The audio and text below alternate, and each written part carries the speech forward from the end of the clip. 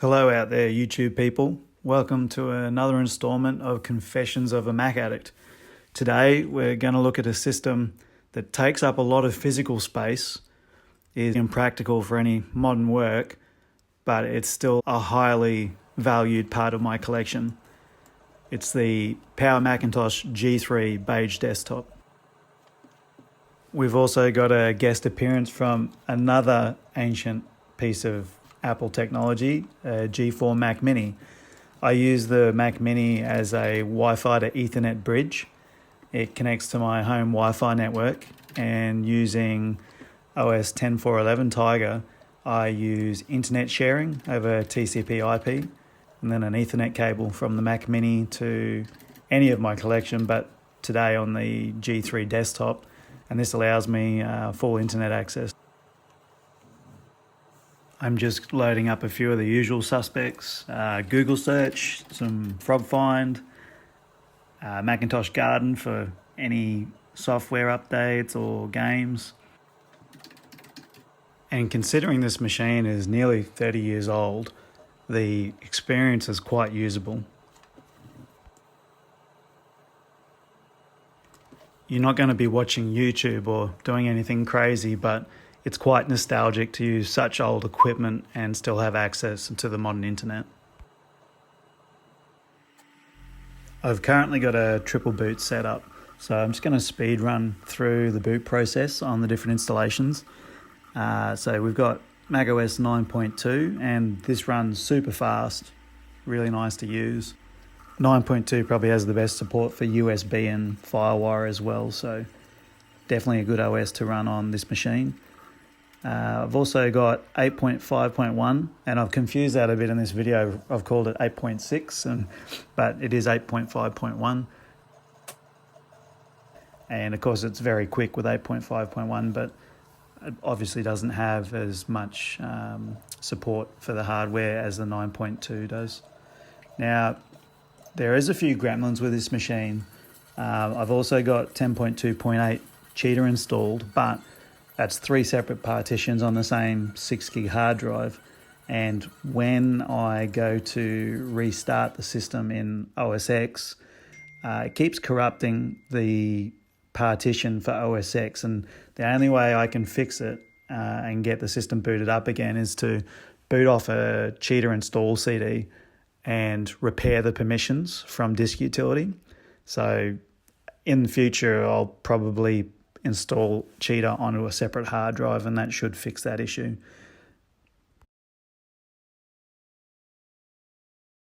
Having 9.2 and 10.28, they're probably the most practical versions to have on this machine. You can see that although the chassis of the G3 desktop is all metal, the case is just plastic. It does have a EMI shield on the inside, but the rest of it is all plastic. So I guess the most common way to break these would be not using the catches correctly, or putting a heavy monitor on top, which is how I see most of them. So on the underside, there are 2 plastic catches.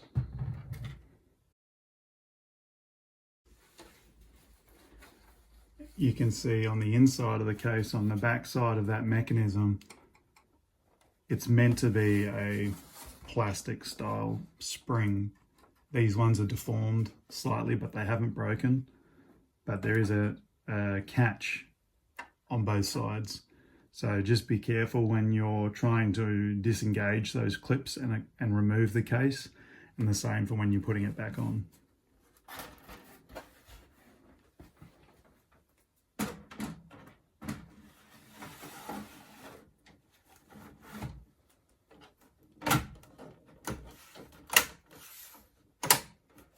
And you'll hear them engage and clip in if you're doing it right. If you want to open your G3 desktop up, you've got to be very careful with the plastics because they're quite brittle now with age. So once the top cover is taken off, you've got a forward catch and an aft catch, And then I like to gently push back on this plastic support and roll that out. You've got the kickstand to clip down,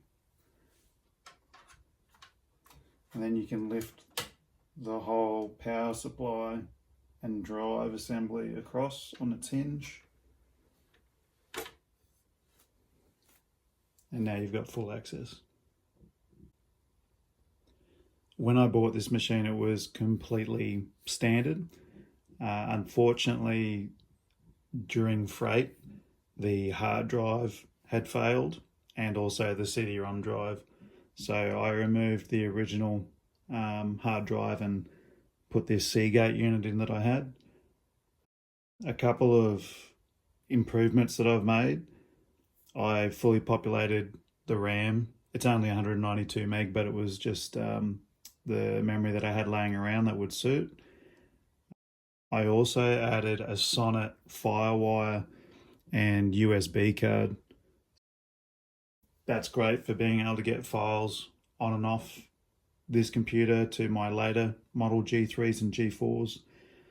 I also took the CD-ROM drive from a parts machine that I had, and I had another spare 1 gig hard drive laying around that was also IDE, so I've put that on the top 3.5-inch drive caddy. I wanted to get higher desktop resolution out of this machine than the standard that it supported. I do have a 3DFX Voodoo 3 2000 PCI card that's in a blue and white G3. I didn't really want to pull that out of the blue and white G3 to put into this desktop. So in my collecting of other machines, I bought a battery bombed G3 iMac tray loader, and that's the board that I've shown in the photo.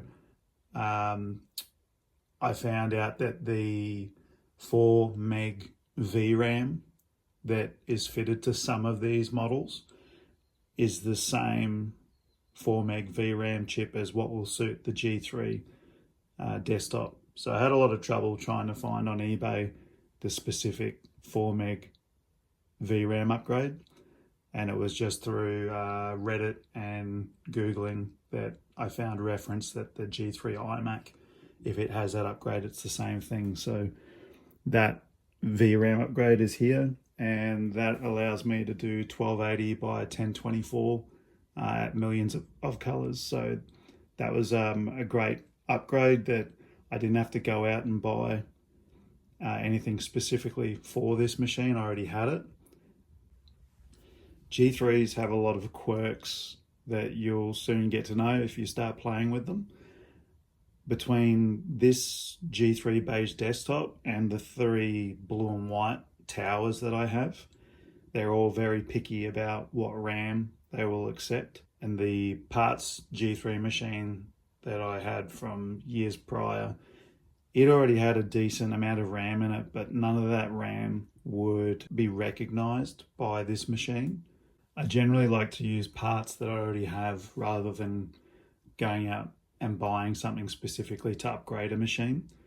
So this machine isn't maxed out by any means.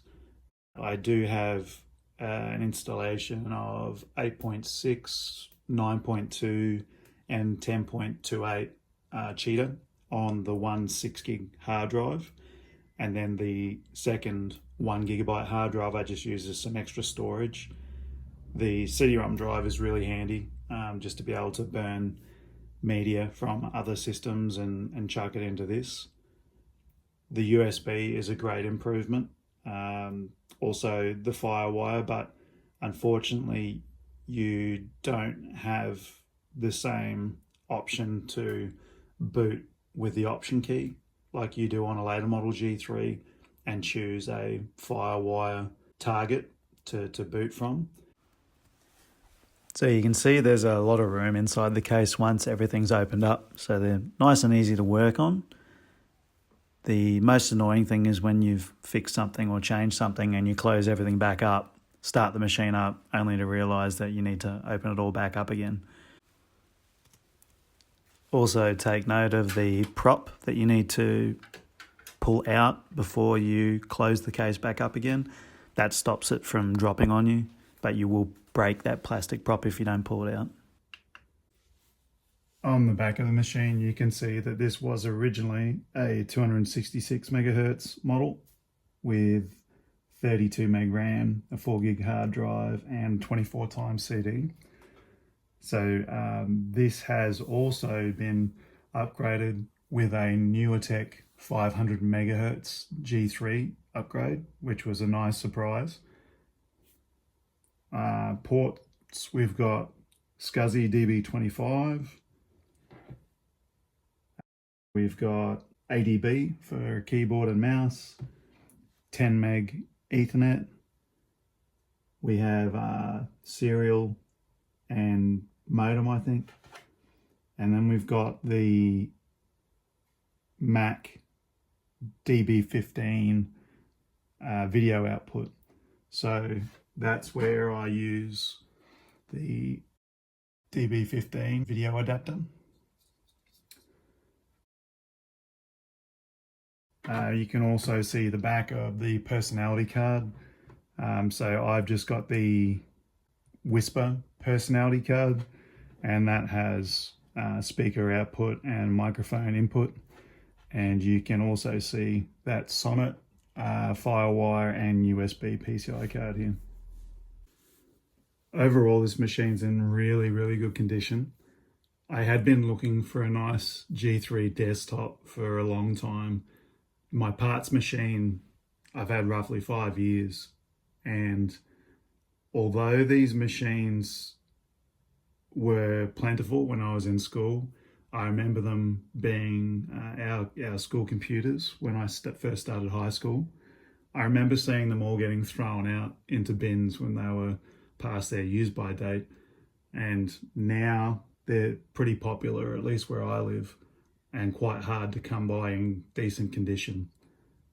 So this one I bought because cosmetically it was really, really good. It was completely standard. It hadn't had any modifications. And although it arrived with damage to the hard drive and the CD-ROM not working, they're components that are easily replaceable. So originally, when I started this video, I had a black CD-ROM drive that was out of a later model G4, but it had problems with the tray loading mechanism. So I've now swapped in the original CD-ROM from my parts machine, which thankfully is working well. Most of the machines I've seen don't have the internal zip drive and hence don't have the fascia for it.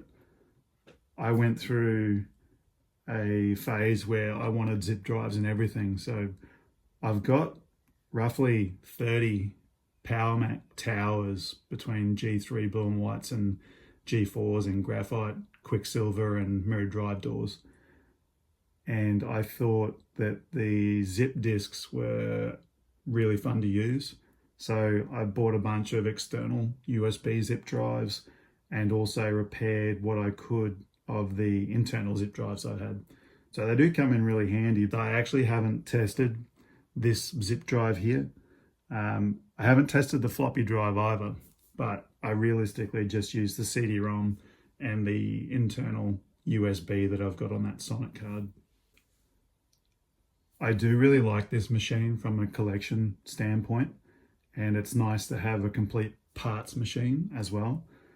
But this one is in oddly good condition. I haven't had to replace any capacitors on the logic board. It didn't have any damage from a PRAM battery or anything like that. Inside looks like it's brand new. But to compare this machine to other G3s I have, like the blue and white G3s, although this one has the 500 megahertz newer tech G3 CPU upgrade, I still feel like this machine is really held back compared to a G3 blue and white.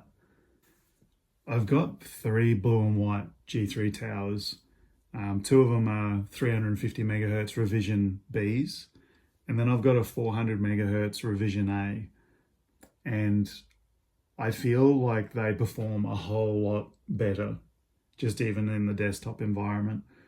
It is nice to be able to have 8.6, 9.2, and 10.28 cheetah on the G3 Beige, but you can't go any higher than 10.2.8 unless you want to start using post facto on it and try and run Tiger. But cheetah is already pretty slow on this machine. It's good to have OS X to be able to see a bit more information in the system than what you can in OS 9, but it's not a fast machine. I'm quite fond of the design language of the G3 Beige desktop. I do remember being in school and not thinking they were anything special, but I didn't have a Mac back then, so I wasn't really into it. They're easy to work on, and provided you're gentle with them and take care of the plastics, don't do anything silly like putting heavy CRTs on top of them or dropping them, they should last pretty well. Thanks for watching, and stick around to see which obsolete Mac I pull out next.